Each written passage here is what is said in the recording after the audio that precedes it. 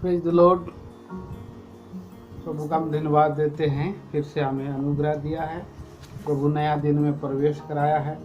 प्रभु की महाकरुणा का फल है कि हम जीवितों की भूमि में पाए गए हैं, कि हम जीवित परमेश्वर की आराधना करें, स्तुति करें। आइए हम लोग नीति वचन 20 अध्याय पढ़ेंगे। उसके 1 से उसके 30 वचन तक है।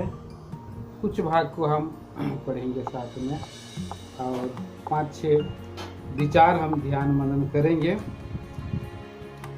हम एक पद साथ में मिलकर के पढ़ेंगे। नीति वचन की किताब 20 अध्याय और एक पद हम मिलकर पढ़ेंगे। दाख मधु ठट्टा करने वाला और मदिरा हल्ला मचाने वाली है। जो कोई उसके कारण चूक करता है वह बुद्धिमान नहीं।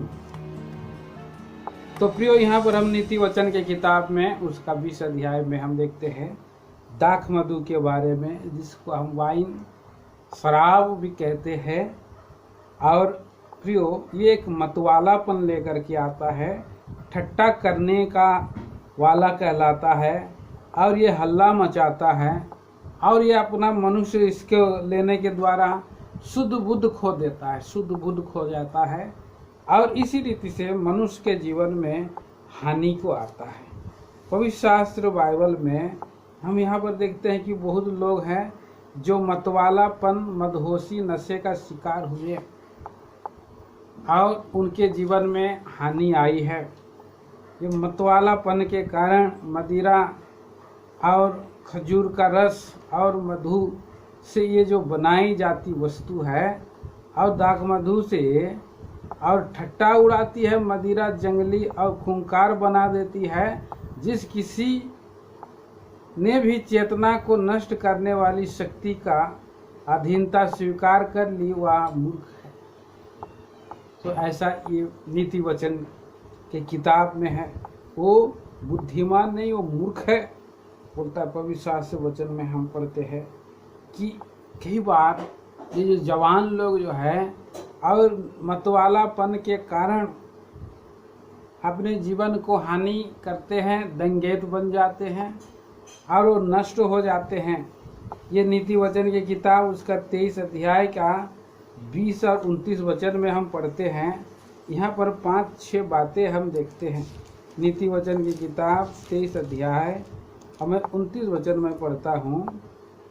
कौन कहता है हाय, कौन कहता है हाय हाय, कौन झगड़े रगड़े में फंसता है। चौथा, कौन बकबक करता है। पांचवा, किसके आकारण घाव होते हैं। और छठवां, किसकी आंखें लाल होती है। 6 विचार यहाँ पर हम देखते हैं। कौन कहता है, तो उनकी हालत होती है जो दाख मधु देर तक पीते हैं और जो मसाला मिला हुआ दाख मधु ढूंढने को जाते हैं। तो ये उनकी हालत होती है, दाख मधु पीने वालों की ये हालत होती है। तो पवित्र शास्त्र बाइबल में हम ऐसे कई एक एग्जाम्पल हम देख सकते हैं और जिसके कारण से मनुष्य ऐसे घटी में पड़ता है, हानि में पड़ता है। तो पहले हम देखते हैं कि नूह का जीवन। नूह भी जो है उत्पत्ति की किताब 9 अध्याय का और उसका 20 और 21 वचन में हम देखते हैं। वो उसने जो है कि दाख की बारी लगाई और दाख की बारी को लगा करके वो अपने नशे की हालत में आ गई और जिसके कारण उसकी जो है बदनामी हुई है। नूह किसानी करने लगा, उसने दाख की बारी लगाई और वह दाख मधु पीकर मतवाला हुआ और अपने तंबू के भीतर नंगा हो गया, जिससे उसका बेटा जो है देख पाया है, कनान देख पाया है। और जब वो देखा तो अपने भाइयों को बतलाया। तो और वो देखने के द्वारा नहीं, लेकिन वो एक बताने प्रकट करने के द्वारा वो चुप से अगर ढांप देता था उसका बेटा तो वो श्राप नहीं पाता था। परंतु एक बाप जो है बेटा को श्राप देने का कारण बना, तो इसमें जो है इनका परिवार बिखर गया।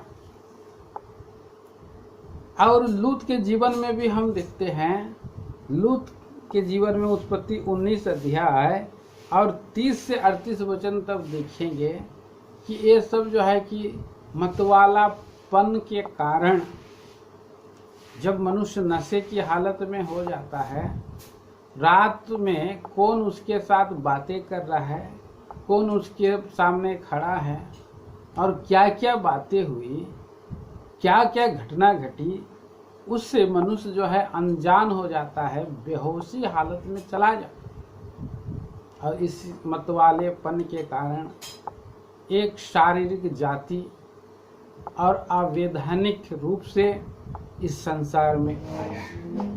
तो लूत के उसके बेटियों के द्वारा से, लूत और उसके बेटियों के द्वारा। नबाल के बारे में हम देखते हैं, नबाल के बारे में भी हम देखते हैं। पहला सामुएल की किताब उसका 25 अध्याय में हम वहाँ पर नबाल मूर्ख व्यक्ति जो है उसके बारे में हम देखते हैं।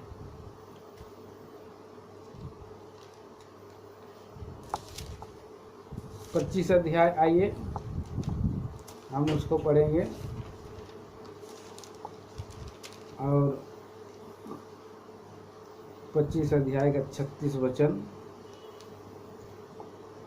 तब अबीगैल नबाल के पास लौट आई और क्या देखती है कि वह घर में राजा का सा भोज कर रहा है और नबाल का मन मगन और नशे में अति चूर हो गया, इसलिए उसने भोर के उजियाला से पहले उससे कुछ भी ना कहा। तो मतवाला काल और विनाश का कारण लेकर के आया है। ये जो है मनुष्य, जो हमने 6 बातें देखा नीति वचन 23 अध्याय में 29 वचन में, हाय हाय कौन कर रहा है, ये व्यक्ति कर रहा है। हाय कौन मारा, वो प्रियो हाय जो है लूत ने मारा। और विचित्र वस्तुओं को देखने वाला बना लूत ने। तो ये सारी बातें जब एक मतवालापन होता है तो उनके जीवन में भलाई नहीं रहती है। तो कई एक बार हम देखते हैं कि मतवालापन के कारण मनुष्य टुकड़े का भिखारी हो जाता है। जो कुछ आता है वो शराब में उड़ा देता है। हम बेहनेदाद और एला के बारे में देखते हैं। एला जो है ऐसे ही पियक्कड़पन में पड़ा था। वो राजा था लेकिन पियक्कड़ पड़ा था, और जब पता चला कि राजा पियक्कड़ है, और उसका हम पढ़ सकते हैं पहला राजा 16 अध्याय का 8 से 10 वचन तक। वो उसका सेनापति ने आकर के एला को उसने घात किया, एला को नाश किया। तो इस तरह से हम देखते हैं बेहनदाद भी ऐसे ही युद्ध में वो भगोड़ा के समान भाग गया, क्योंकि वो पियक्कड़पन में था। और आगे हम देखते हैं और भी उदाहरण हम देखते हैं, और पियक्कड़पन के कारण और जिन्हें जो है कि हानि हुआ है। एस्तेर की किताब और उसके पहला अध्याय का 10 वचन में हम देखते हैं कि वहाँ 6 राजा 6 महीने तक के लिए भोज किया था, भोज रखा था। और इस भोज के दिन में वो एस्तेर की किताब में वो वस्ती रानी को नशे में चूर होकर के और सामान सामग्रियों का महत्व दिखाने के साथ साथ उसका पत्नी को भी और सभा के बीच में और एक सुंदरता का पीस है बोल करके उसे जो है और दिखा रहा था। उसका शुद्ध बुद्ध खो गया था। उसके पत्नी, उसकी 2 अर्धांगिनी है, एक शोपीस का कारण नहीं है। इस बात को कैसे उसने किस रीति से समझ लिया, तो यहाँ पर हम देखते हैं, इससे हम ये सीखते हैं कि मतवालापन के कारण उसकी ऐसी दुर्गति हुई। इतना बड़ा राजा की, जो उसके प्रिय पत्नी से उसका अनबन हो चुका। दानियल की किताब 5 अध्याय में हम देखते हैं कि बेलशस्सर राजा ने परमेश्वर का विरोधी का काम किया। उसने जो बर्तन परमेश्वर का घर में सेवा के लिए पात्र इस्तेमाल होते थे, वो सारे पात्र जो है ये इस्राएली लोग अपाप करने के कारण बेबीलोन के भंडारों में पहुंचाए गए थे, बंधुआई में। और बेलशस्सर का और दिन आया, बुरा दिन आया, जो उसने मंदिर के पात्र को और क्या क्या रखेलियां रानियों के साथ लेकर के अशुद्ध कर दिया, भोज कर रहा है, पी रहा है, खा रहा है। तो परमेश्वर का पात्रों को, पवित्र पात्रों को अगर कोई गलत इस्तेमाल करेगा, वो पात्र भी अशुद्ध होगा और पात्र को इस्तेमाल करने वाले भी दंड के अधिकारी होंगे। प्रिय भाई बहनों, आप प्रभु यीशु मसीह के चुने हुए हो, आप प्रभु यीशु मसीह के लहू से खरीदे गए पात्र हो। आपका जीवन जो है प्रभु के लिए पीने की वस्तु है, प्रभु के को अंदर में लेने की वस्तु है। अब दूसरा किसी को नहीं देना है, अपना जीवन को प्रभु में लगाना है, प्रभु में सौंपना है। और हम देखते हैं इस तरह से बहुत सा पिक्कड़ के कारण ऐसे हालत में पहुंचे। आइए हम लोग उस वचन को भी पढ़ते हैं। होशे की किताब 7 अध्याय का 5 पद पढ़ें। होशे की किताब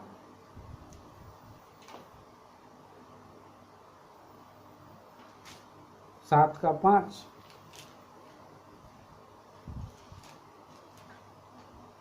जल्दी से।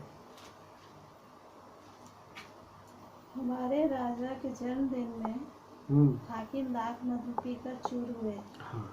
उसने ठट्टा करने वालों से अपना हाथ मिलाया। हाँ, तो ऐसे दुर्गति है। जन्मदिन में, राजा के जन्मदिन में हाकिम लोग ठट्टा करने वालों के साथ हंसी ठट्टा मजाक कर, जबकि पवित्र वचन में हमें दिखाई देता है। इक्लेसियास की किताब सबोपदेशक 10 अध्याय और हम 7 वचन में पढ़ते हैं। पढ़िए।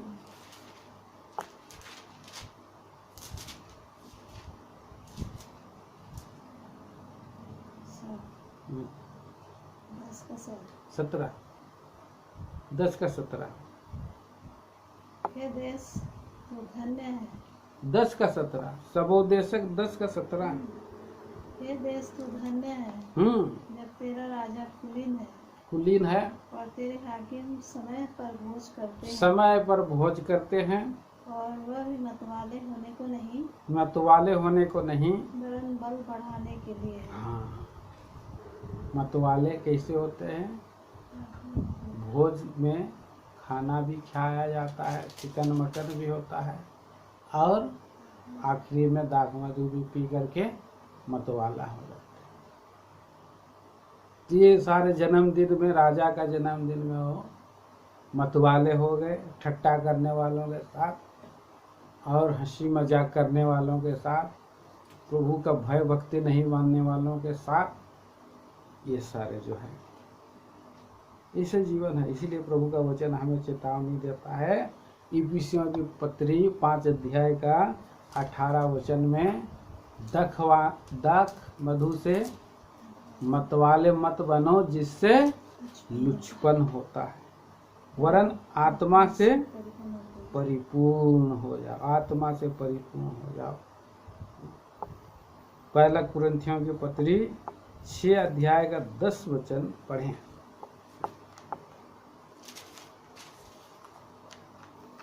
ना चोर, न चोर, न लोभी, न लोभी, न पियक्कड़, न पियक्कड़, न गाली देने वाले, हाँ, न अंधेर करने वाले परमेश्वर के राज के वारिस होंगे। हाँ, सबसे बड़ी बात ये है कि मतवालापन व्यक्ति परमेश्वर के राज में जाने वाला नहीं है। ये बहुत बड़ा पाप है। इसीलिए मनुष्य इन पापों से बचा करे, मूर्ख ना ठहरे। आगे हम आते हैं, आइए प्रियो उसका नीति वचन, और हम पढ़ेंगे 20 अध्याय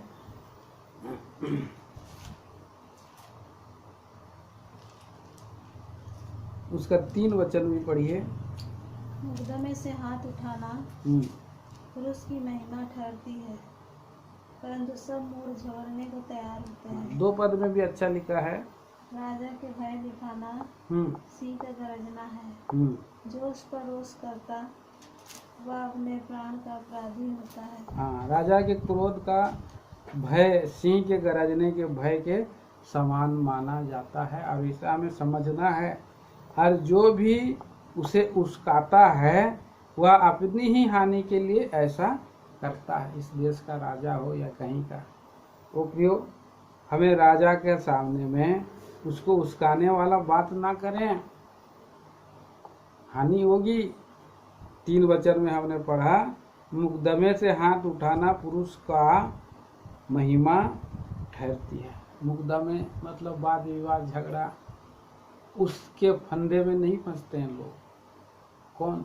जो जेंटलमैन होते हैं, जो भद्र लोग होते हैं, ऐसे वाद विवाद मुकदमे से वो हाथ उठा लेना चाहते हैं, किनारा कर लेना चाहते हैं। लेकिन प्रियो हम देखते हैं कि कुछ मूर्ख लोग हैं, इसको आरंभ प्रसन्नता पूर्वक उसको और आरंभ करते हैं, उसको पिनकाते रहते हैं और उसके साथ लड़ाई झगड़ा की बातें और करते हैं। तो इसके उदाहरण हम देख सकते हैं। कुछ लोग हैं जो मुकदमे में अपने आप को बचा करके रखे, जेंटलमैन का रोल किए, और वो है अब्राहम। अब्राहम ऐसा किए, वो किनारा किया। लूत का चरवाहा अब्राहम का चरवाहा का बीच में जब वाद विवाद झगड़ा हुआ तो उसने शांति स्थापित किया। भले छोटा चीज, समृद्धि नहीं वरन मुझे शांति चाहिए, ऐसा उसने निर्णय किया। और हम देखते हैं प्रियो, इसहाक को एक स्थान से दूसरा स्थान उसको भगा रहे थे। जहाँ जहाँ कुआं खोदे वहाँ आकर के फलिस्तीन लोगों ने हक लगाया, हक जताया कि हमारा है, परंतु वो शांति चाहता था। मुकदमे से वो हाथ उठा देता था, नहीं लड़ाई झगड़ा करता था। दाऊद भी ऐसा ही करता रहा। और इसीलिए हम देखते हैं कि कुछ लोग झगड़े रोकने में, और हमें भी होना चाहिए, हाथ उठा लेना चाहिए, नहीं करना चाहिए।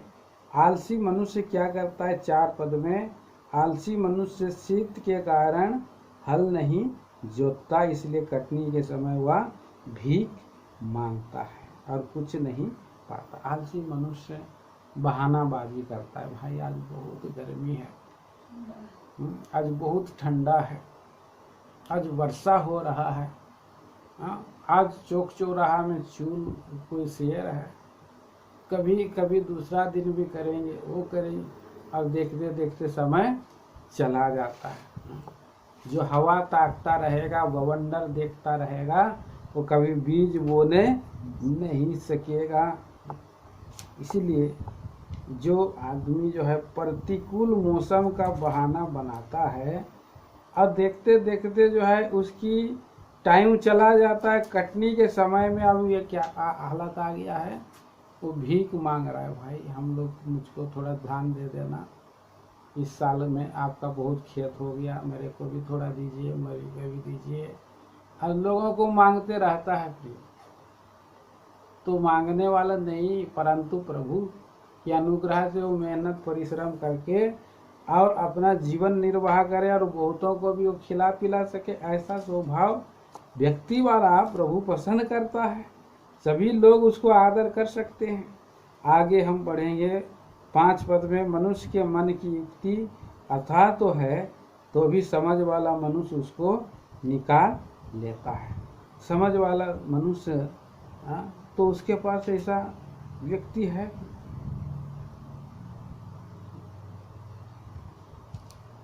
तो हम इस तरह से हम देखते हैं कि समझ वाला मनुष्य उसको निकालता है। हमारे मन में क्या है, प्रभु के बहुत सारे लोग होते हैं भेद को समझ जाते हैं और ऐसे बातों को प्रकट करके मनुष्य का मन में क्या चल रहा है ये बता सकते हैं। और ये पवित्र आत्मा प्रभु उनको समझा देता है, बता देता है।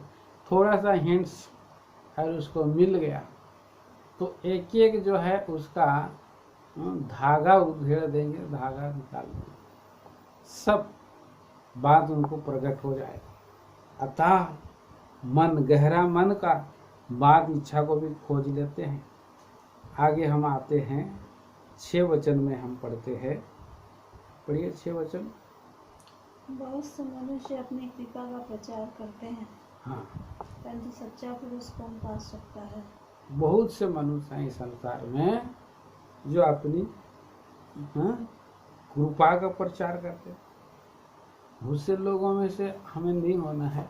अबसलोम भी उन्हीं में से था जो अपनी कृपा का प्रचार करता था। दूसरा सामुएल का 15 अध्याय का 4 वचन में वो क्या कहा है, लोग जब मुकदमा के लिए आते थे राज दरबार में तो फाटक के सामने में अबसलोम बैठा करता है और अबसलोम के पास जो लोग देखते हैं तो उन्हें प्रणाम करने आते हैं।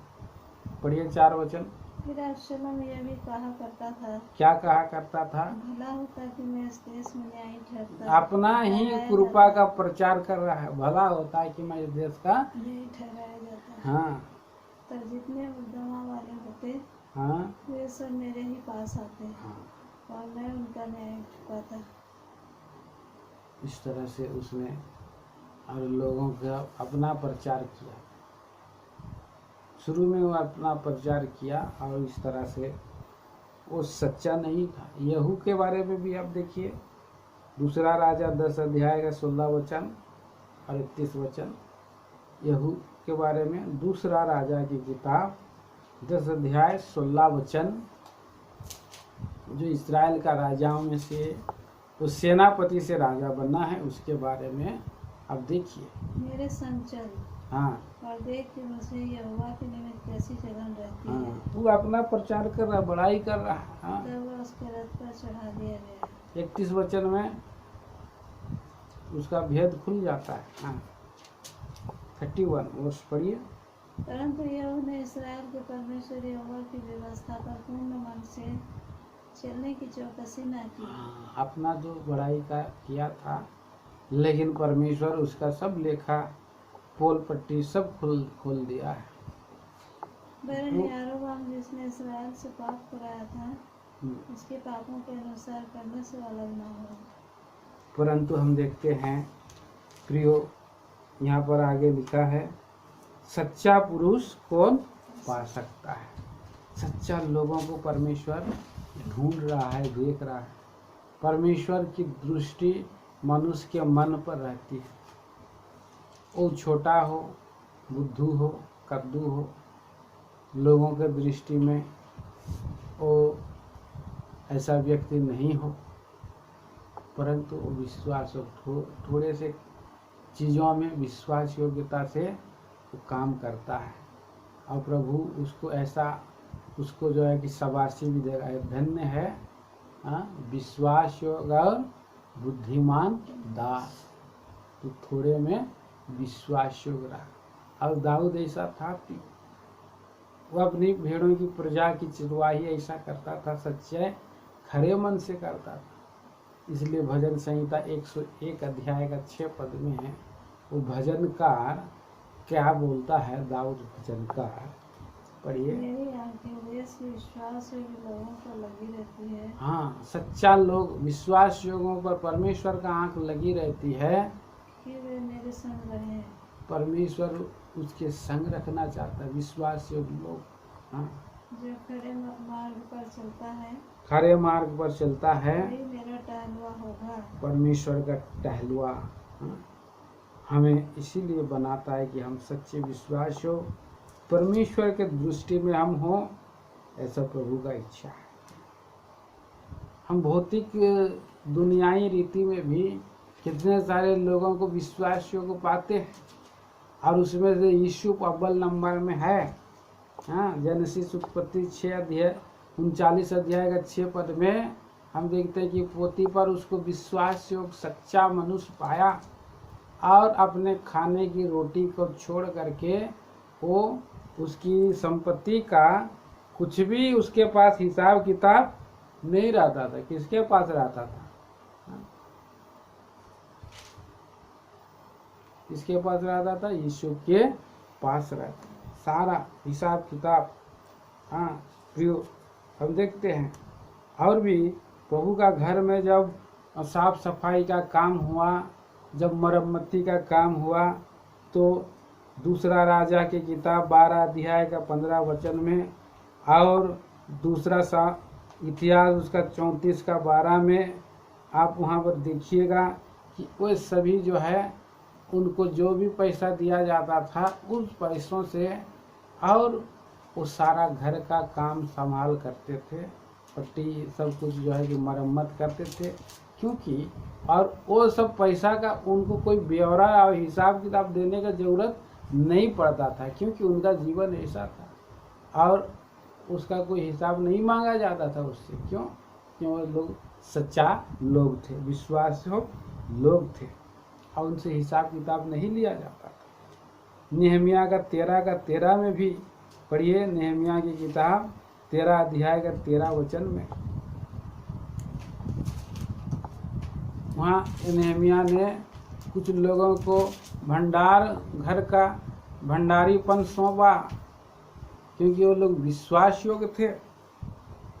पढ़ दीजिए। भंडारों के अधिकारी सेलेमिया याजक और शालूक मुंशी को, और लेवियों में से पदाया को, और उनके नीचे हनान को, जो मतनिया का पोता और जक्कूर का पुत्र था, नियुक्त किया। वे तो विश्वास योग्य गिने जाते थे, विश्वास योग्य सच्चे लोग गिने जाते थे, और इसीलिए उनको भंडारीपन रखा गया। पहला कुरिन्थियों के 4 का 12 में हम पढ़ते हैं, और भंडारीपन में ये बात देखी जाती है कि वो सच्चा हो, विश्वास योग्य हो। पढ़िए उस वचन को। और अपने पहला कुरिन्थियों की पत्री 4 का 2। परंतु मेरे दृष्टि में यह बहुत छोटी बात है कि तुम या मनुष्य का कोई न्याय मुझे परखे, पर मैं स्वयं अपने आप को नहीं परखता।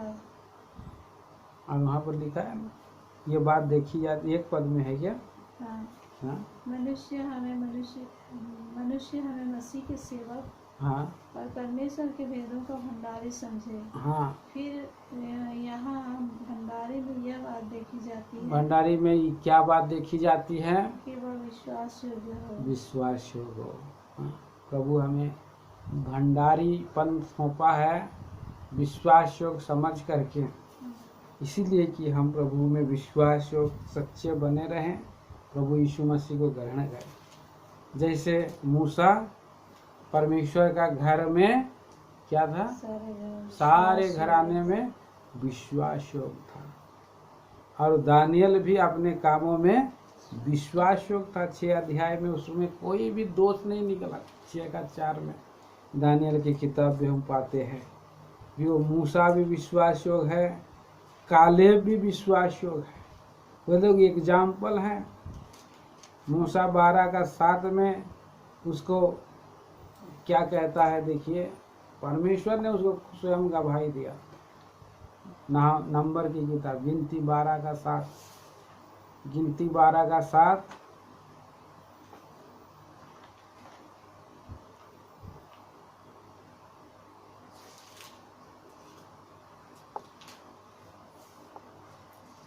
पढ़िए। परंतु मेरा दास मूसा ऐसा नहीं है, तो मेरे सब घरानों में विश्वास योग्य है। सब घरानों में विश्वास योग्य है। मूसा ऐसा नहीं है। वो सच्चा है। कालेब को भी वही आत्मा मिला था, इसलिए उस देश में प्रवेश करने के लिए प्रभु ने उसको प्रतिज्ञा किया था। 14 अध्याय 2 पद में और नंबर्स गिनती के किताब 14 का 2।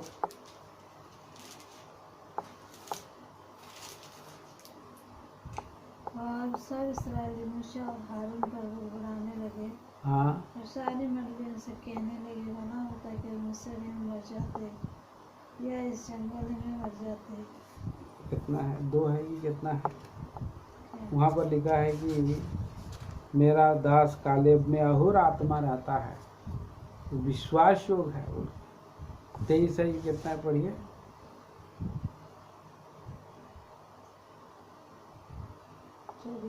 24 वचन। परंतु इस कारण कि मेरे दास कालेब के साथ और ही आत्मा है और उसने पूरी रीति से मेरा अनुकरण किया है। हाँ, मैं उसको उस देश में जिसमें वह हो आया है पहुंचाऊंगा और उसका वंश उस देश का अधिकारी होगा। हाँ, तो इस तरह से जो विश्वास योग लोगों का बहुत सा लंबा लिस्ट है।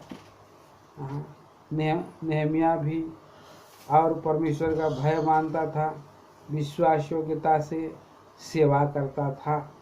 कुलूसियों की पत्री 1 का 7 में पढ़ते हैं कि परास भी वो विश्वास योग्य सेवक है।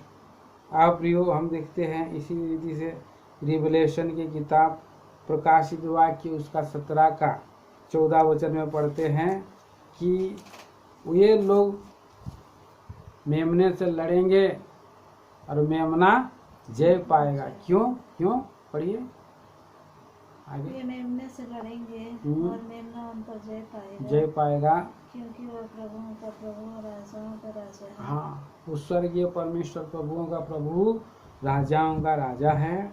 और जो बुलाए हुए और चुने हुए हैं, हाँ, और विश्वासी हैं उसके साथ हैं। हाँ, ये भी जय पाएंगे। हम सभी जय पाने वाले हैं, प्रभु के बुलाए हुए लोग। इसीलिए हम सच्चा पुरुष बने, ना कि अबसलोम याहू जो अपना बड़ाई करते हैं, प्रचार करते हैं। 20 अध्याय गिनती के किताब हम लोग और 2 विचार देखेंगे। हम थोड़ा संक्षिप्त में जा रहे हैं। प्रभु का इच्छा तो पूरा आप मनन करिए। 7 वचन पढ़िए। धर्मी जो खराई से चलता रहता है, हाँ, उसके पीछे उसके बाल बच्चे धन्य होते हैं। हाँ, तो खराई से चलने वाला व्यक्ति धन्य होता है, उनके बाल बच्चे धन्य होते हैं। खराई से चलने वाला दाऊद भी सच्चा व्यक्ति था प्रियो।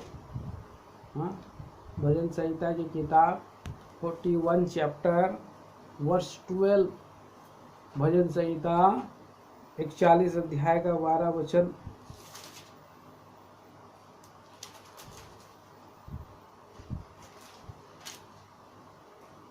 मुझे तो तू खराई में संभालता और सर्वदा के लिए अपने सम्मुख स्थिर करता है। हाँ, खराई में इसलिए वो चलता है, ये कैसे उसको मालूम होता है? क्योंकि लोग उसको चढ़ाई करते हैं। हाँ, 11 वचन भी पढ़िए। 11 वचन। मेरा शत्रु जो मुझ पर जयवंत नहीं हो पाता, इससे मैं जान लिया है कि तू मुझसे प्रसन्न है। हाँ, आगे। मुझे तो तू खराई में संभालता है। हाँ, और सर्वदा के लिए अपने सम्मुख स्थिर करता है। हाँ, तो परमेश्वर जब हमसे प्रसन्न होता है तो शत्रु अगर चढ़ाई भी करेंगे तो प्रबल नहीं हो सकते हैं। जो खराई में चलने वाला अब्राहम भी था, दाऊद और ये भी था, ये आयूब भी था, खराई में चलने वाला। एक सैनिक जो अबसलोम का साथ युद्ध हो रहा था, योआब, और जो सैनिक सारे जंगल घनघोर लड़ाई में थे, वहाँ पर अबसलोम लटक गया जंगल के एक झाऊ के वृक्ष में। तो वो सैनिक भी एक सच्चा खरा बना रहा, उसने उस राजकुमार का घात नहीं किया। सो कई लोग परमेश्वर का जन भी जो है, एलिशा भी खरा था, वो सारा जो है कि धन संपत्ति नहीं लिया, नमान कोड़ी का और खरा बना रहा। सामुएल भी कहता है कि मैंने किसी का भेड़ या बकरी या कुछ भी नहीं लिया, क्योंकि वो खराई से चलता था। नेहमिया भी हम देखते हैं कि 5 अध्याय का 15 पद, नेहमिया में भी उसने कुछ किसी को भार बोझ नहीं डाला, क्योंकि वो खरा था, प्रभु की सेवा सच्चे खरेपन में करता था। दूसरा सामुएल का 7 अध्याय का 2 वचन में हम देखते हैं कि पौलुस प्रेरित कहता है कि तुम्हारा मन मुझ में बना रहे। पढ़ दीजिए वो पद को, जो सुंदर पद है। राजा नातान नामक दूसरा सामुएल नहीं सॉरी माफ करिए, दूसरा कुरिन्थियों की पत्री 7 अध्याय का 2 वचन। दूसरा कुरिन्थियों की पत्री 7 का 2।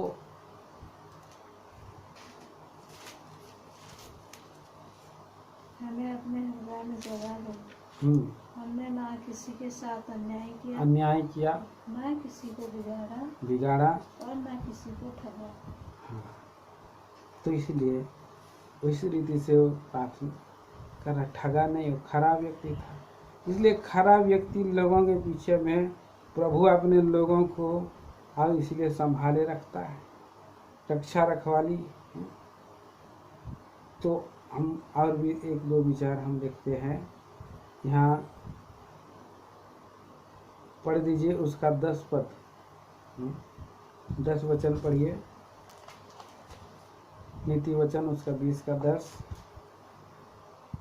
बढ़ते बढ़ते भटकरे और घटते बढ़ते न हुए, इन दोनों से यहोवा घृणा करता है। हाँ, तो खरीदते समय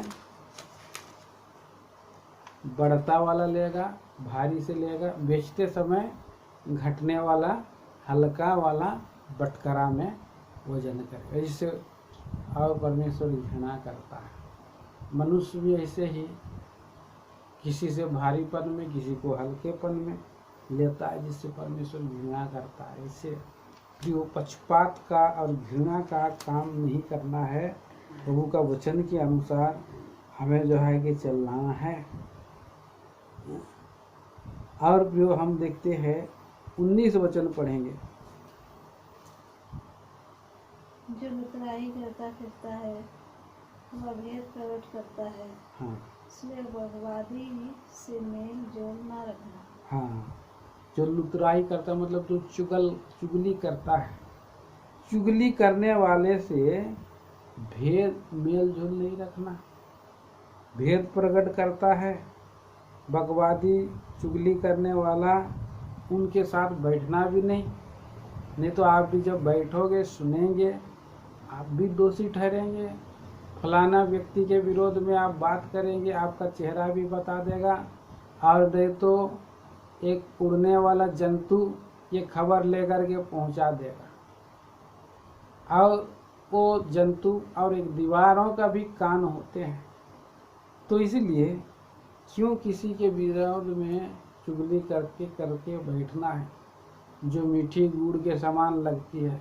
बहुत लोग किसी के विरोध में फोन में घंटों बात करते रहेंगे, लेकिन जब प्रार्थना करने का समय आएगा आंखें बंद हो जाती है, मुंह से आवाज़ नहीं निकलता है, क्योंकि प्रभु का आत्मा विवेक को शोकित किया जाता है। प्रभु का आत्मा को, और वो कोने में बैठे रहता है।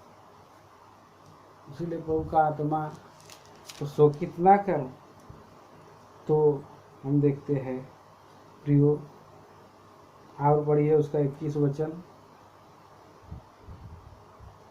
जो भाग पहले उतावली से मिलता है, हाँ, अंत में उस पर आशीष नहीं होती। उतावली से जो मिलने वाला और भाग में आशीष नहीं होती। जल्दीबाजी में प्राप्त और दया भाग सामान्यतः आलस्य, घमंड और पाप की ओर ले जाता है। जल्दीबाजी में मिला हुआ चीज़, उसका हम लोग वो मूल्य को, वैल्यू को नहीं जानते हैं। बहुत लोग जल्दीबाजी में वो चीज़ों को अपना हथियार अपने ये में ले लेते हैं, अपने और अंडर में ले लेते हैं, परंतु उस वस्तु के पीछे में उनका इतना और पाने के लिए इतना योग्यता नहीं रहता है। तो ये उतावली में मिला हुआ वस्तु है। मेरा इस बाइबल में लिखा है, एक उत्तराधिकार आरंभ में उतावली से प्राप्त किया जा सकता है, परंतु अंत में उस पर आशीष नहीं होती। उतावली से आप में प्राप्त करेंगे लेकिन उसमें कुछ लाभ नहीं होगी, बुराई का बदला बुराई। इसलिए आगे आगे पढ़ते हैं, पढ़ देंगे आगे 22 वचन। मत करना बुराई का बदला लूंगा, यहोवा की बात जोता बात तुझको छुड़ाएगा। तो हम देखते हैं कि बुराई का बदला नहीं लेना है। पढ़ेंगे उसका 27 वचन। मनुष्य का आत्मा यहोवा का दीपक है, हाँ, वह मन की सब बातों की खोज करता है। उससे पहले हम हर एक पद पढ़ देंगे, उसका 24 पद। मनुष्य का मार्ग यहोवा की ओर से ठहराया जाता है, आदमी कैसे अपना चलना समझ सके। हाँ, तो परमेश्वर का जो मार्ग में हम लोग चलने वाले होते हैं, तो परमेश्वर जिसको चुना है वो परमेश्वर का नियंत्रण में है। वो परमेश्वर वर्तमान, भविष्य, भूतकाल सबको, मनुष्य का जीवन को जानता है।